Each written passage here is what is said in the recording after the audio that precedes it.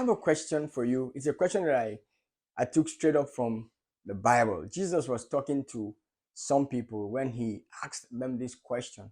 He said, can the blind lead the blind? Now, before you answer, I'd like you to think about it. Because when I ask this question in my leadership conferences or seminars or workshops, most of the time people will just go up and tell me right away that the blind cannot lead the blind. But I want you to look at the question a little bit deeper and ask yourself, can a blind man really lead a blind man? Can a blind father lead a family? Is it possible for a blind president to lead a nation or a blind CEO to lead a nation? Because this question speaks to, it's a vision question. Is it possible for someone who cannot see their way forward to lead others forward? Is it possible for you to lead people into a future that you cannot perceive, that you cannot see? Now, when Jesus asked that question, he was asking people that were following him because he was trying to groom them into leadership, I believe. Now, that's the question that you and I as leaders should be asking ourselves. If you're a leader of a group, you should be asking yourself, can I lead my people if I don't really have a vision for the people? Because vision is critical for leadership.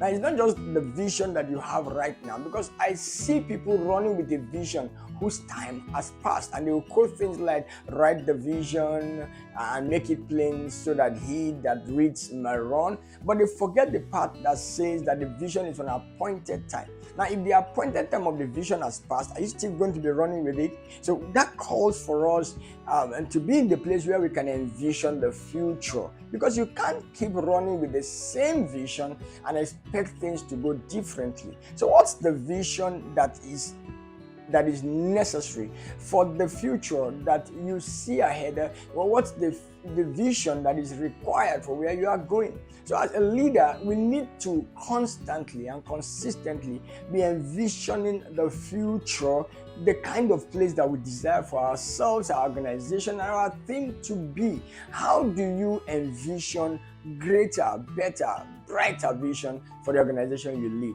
I'll give you a couple of ideas, maybe three. Number one, and I learned this from my friend and my mentor, Marco. Number one is you've got to be able to give yourself the exposure that is necessary. What I mean by that, get into, be with people who have bigger, better, brighter ideas, people who are doing bigger, better, brighter things. You see, when you see people like that, don't be jealous, don't even be envious. What can you learn from them? What are they doing that the whole world is not doing? What are they seeing that others are not seeing? And when you get to them, learn to ask the kind of questions that are necessary. You know, John Maxwell wrote a book, Great Leaders Ask Great Questions, or Good Leaders Ask Great Questions. You've got to be able to ask the right kind of question, because the questions you ask will give you the right kind of answer. See, exposure is very, very important, because exposure sometimes dwarfs your experience and helps you to leverage on your experience to do bigger, better, and brighter things. The second thing is that you might need to enter or engage with